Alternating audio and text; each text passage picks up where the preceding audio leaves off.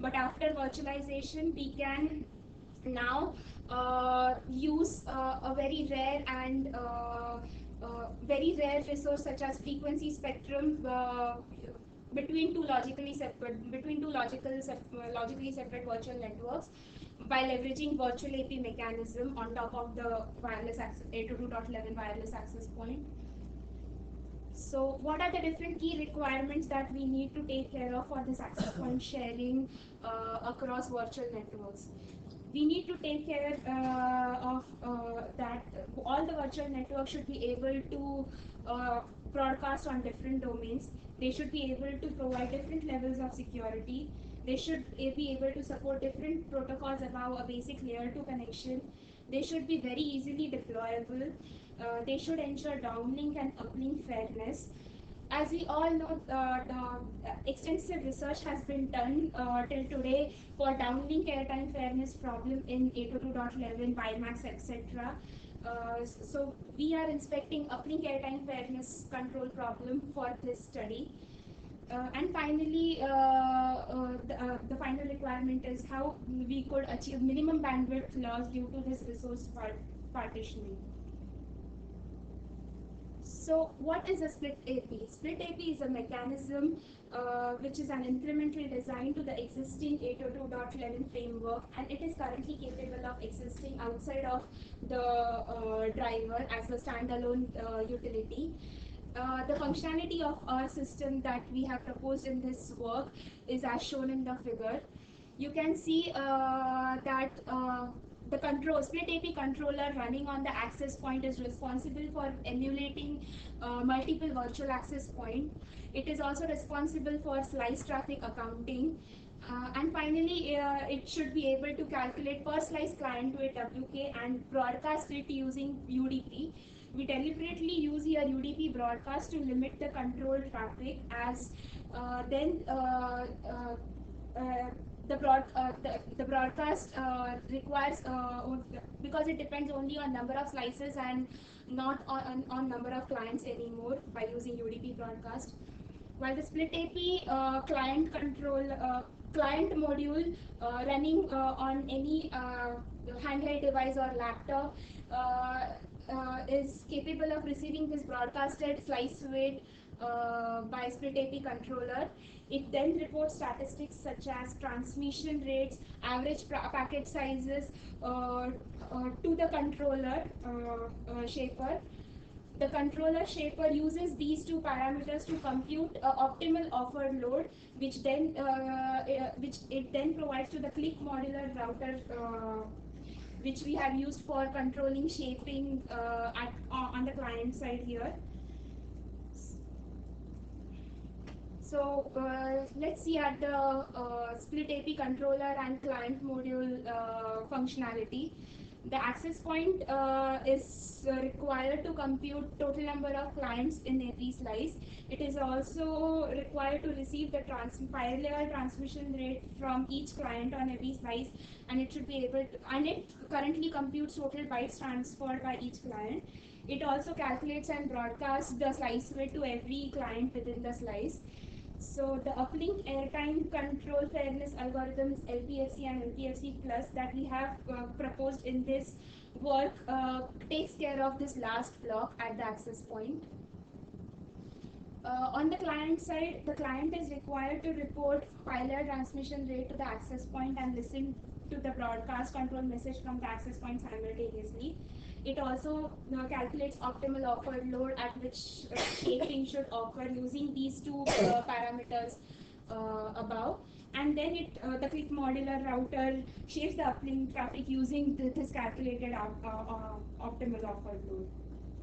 So what is LPFC algorithm that we are using for uplink airtime fairness? LPFC is linear proportional feedback control. In this algorithm,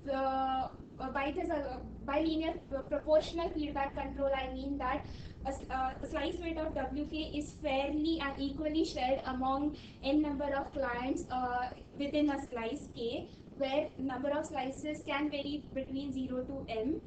And then this slice weight WK should be broadcasted within the slice. With this LPFC algorithm, we hard limit the offered load on every client, because of which the overall system utilization decreases. Thus, we provide an improvement on this algorithm by proposing LPFC plus. In LPFC plus algorithm, it is basically calculating the total number of clients in saturation to dynamically estimate the slice weight. Similarly, it calculates the slice weights like as explained before in the LPFC algorithm. The advantages of this LPFC plus is that it does dynamic shaping and thus increases the overall system utilization. So now let's move on to the performance evaluation using our split AP framework. In this performance evaluation section, we have performed experiments for static case and dynamic cases. So the experimental setup for static experiments using varying transmission rate, varying packet sizes, and varying offered load is as shown on this slide on the left.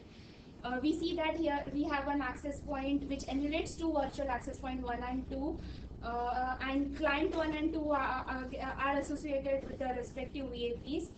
You can see that VAP1 and client 1 form slice 1, while VAP2 and client 2 form slice 2.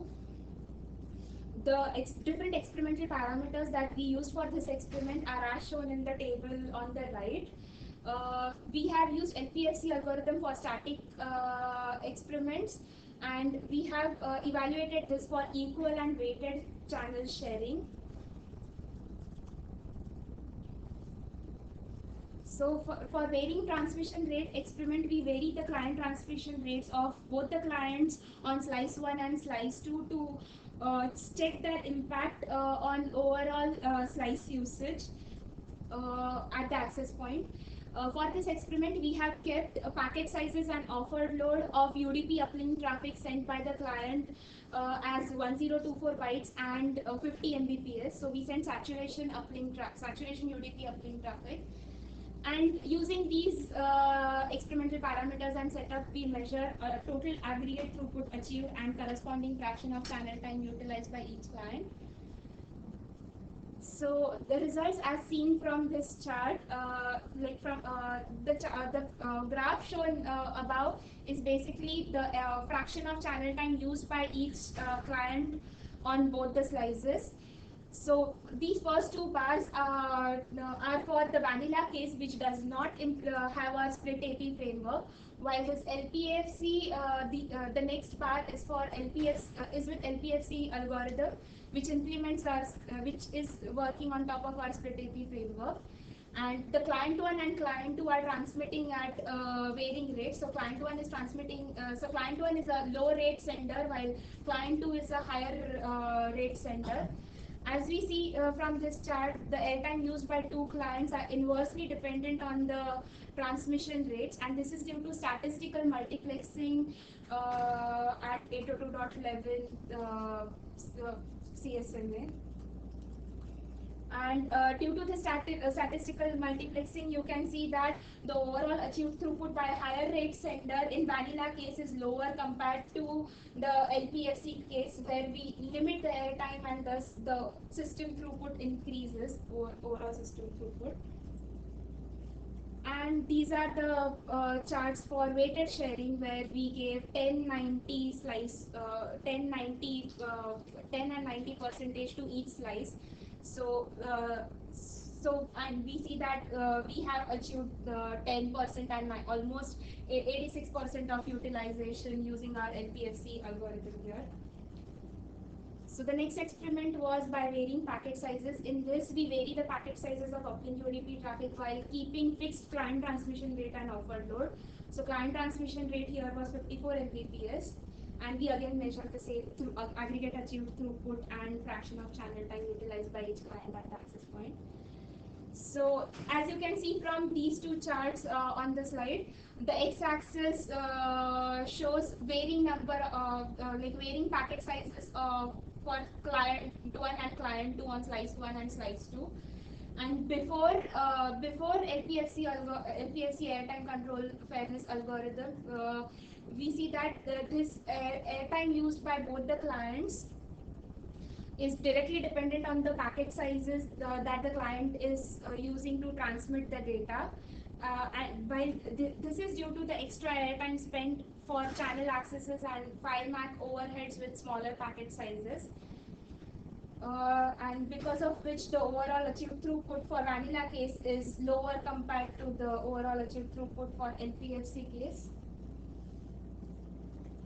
We also showed the graphs for weighted sharing using for varying packet size case here. So finally, for varying offered load case, now we vary the offered load pumped by two clients on each slice. Here we kept the client transmission rate and packet size to be fixed, and we again measured the throughput and total channel time achieved. From these charts, you can observe that even though client 1 on slice 1 is not using the entire channel time point, which is 0.5 that was allocated to him, the client 2 is not able to go beyond 0.5. This is because LPFC algorithm is a very conservative algorithm and it caps or hard limits the offered load to each client. But it achieves better fairness as compared to vanilla case without any airtime control. And we saw the similar results for 1090 case, weighted sharing case. So the next experiment setup is for varying protocols. By this I mean we check the performance of our setup using LPFC plus the dynamic shaping algorithm for FTP and UDP traffic. So the setup is as shown on the left, while the experimental parameters are shown in the table on the right. In this, we see that we have two slices. Slice 1 has one client associated with it, while slice 2 has two clients associated with it. Client 1 on slice 1 is sending 50 Mbps of saturation UDP uplink traffic. So, and client 3 on slice 2 is sending UDP traffic, varying UDP traffic of 4, 8 and 12 Mbps. And client 2 on slice 2 is sending a 200 MB file using the FTP transfer protocol.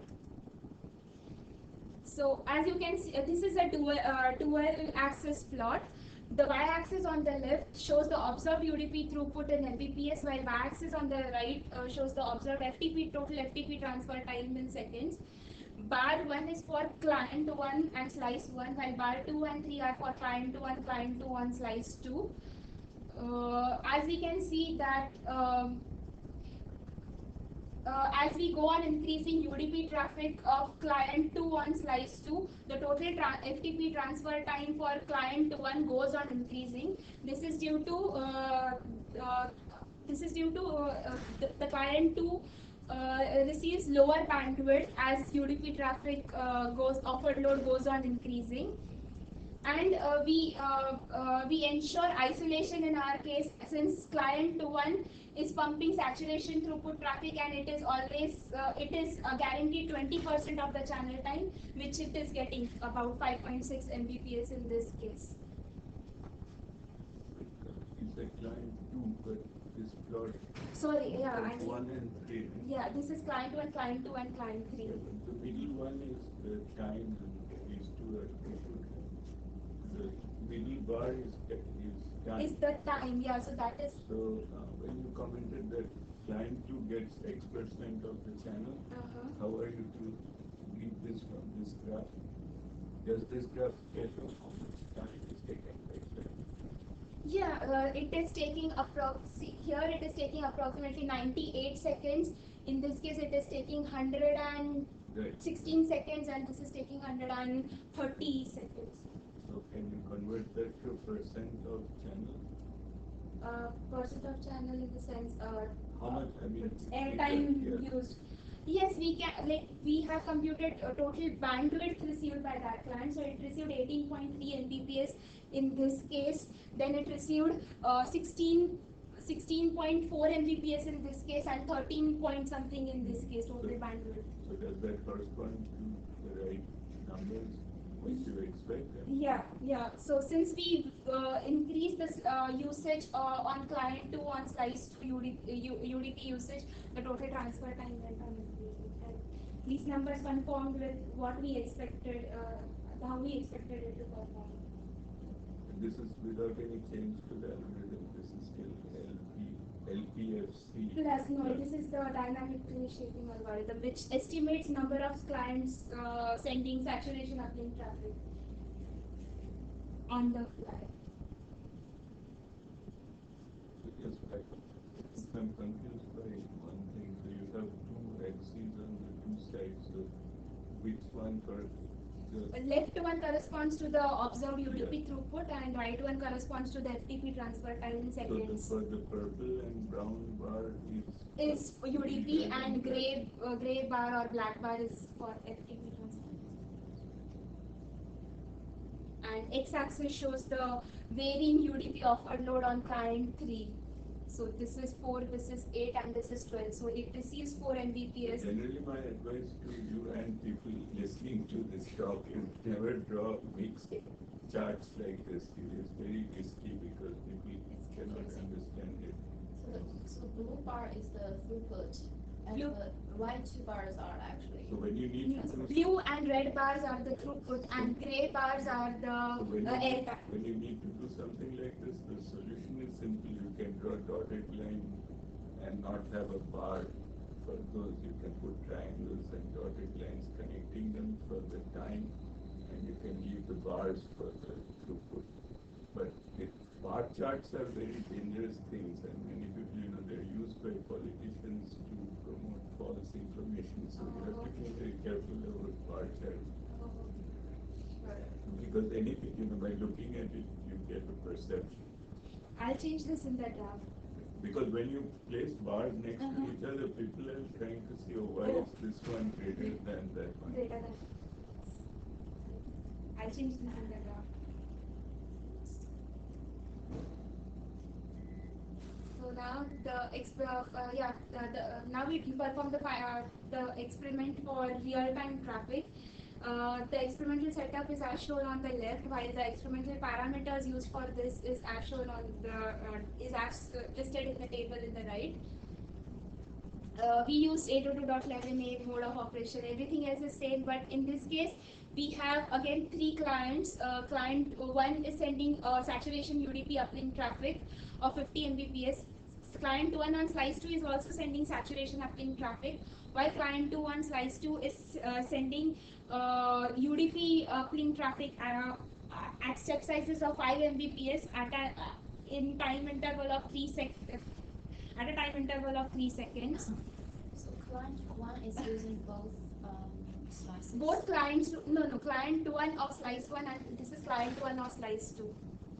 So both the client 1s of both the slices are sending saturation uplink UDP traffic, while client 2 of slice 2 is sending UDP traffic of 0, 5, 10, 50 in step sizes, in 5 Mbps step size at an interval of 3 seconds.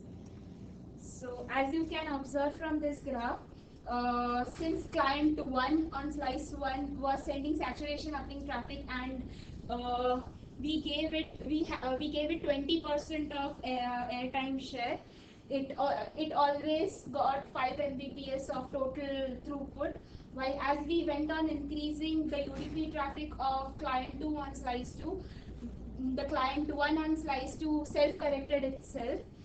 If we would have used LPFC algorithm in this case instead of LPFC plus, we would have observed that this green line would have been a straight line like the blue one at around 12.5 Mbps. So because of LPFC plus, we have ensured that we increase the total slice utilization here.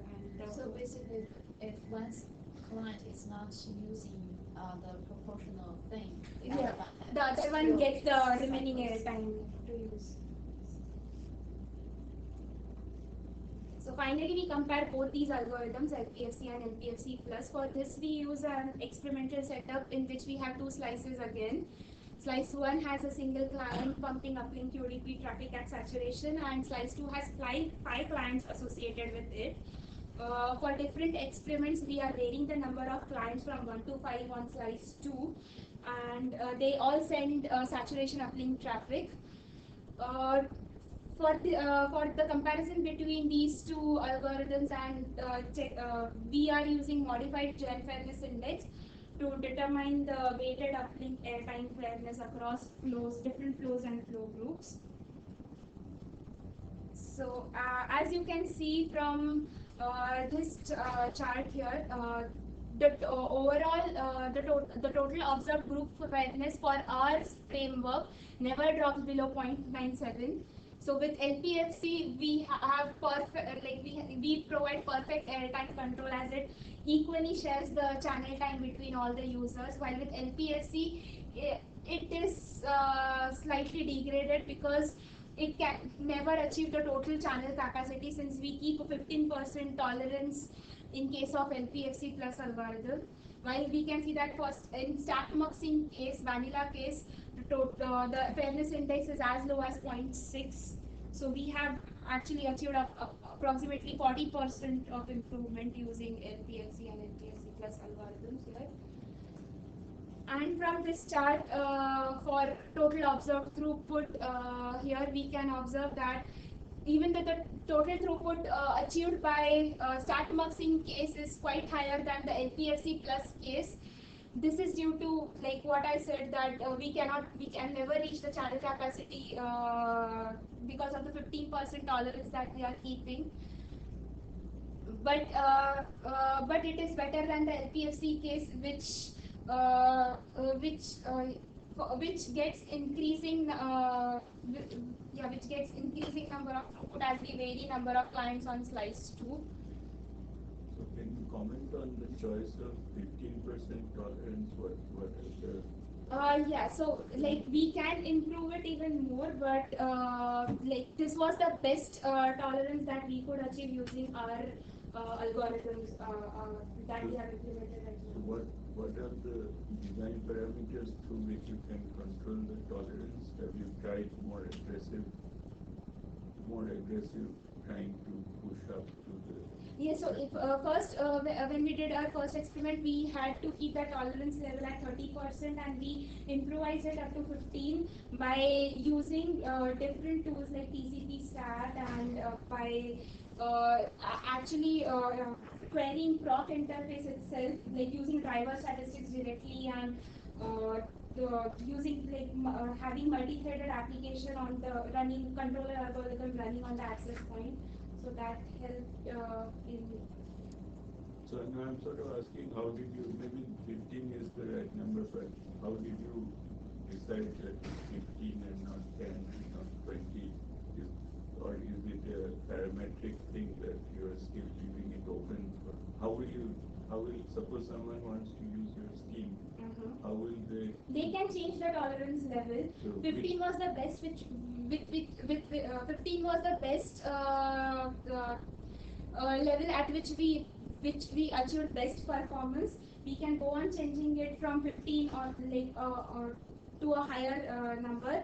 And another thing is we have kept this tolerance because if all the slices start pumping saturation uplink traffic, they are bound to hit the the upper. Can you go back to your formulation and just show what parameter you can control to get to vary that? This, yeah. I have it there.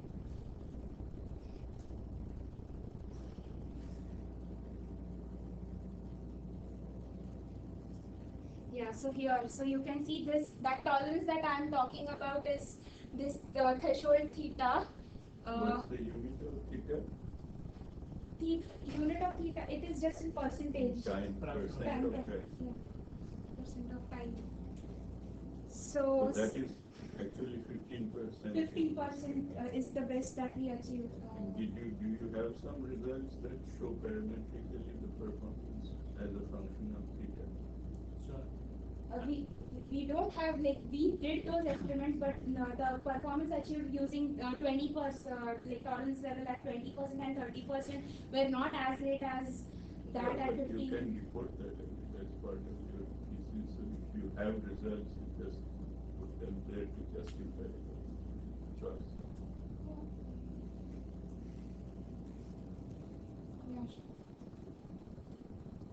Sure. So how to understand this plot? Like,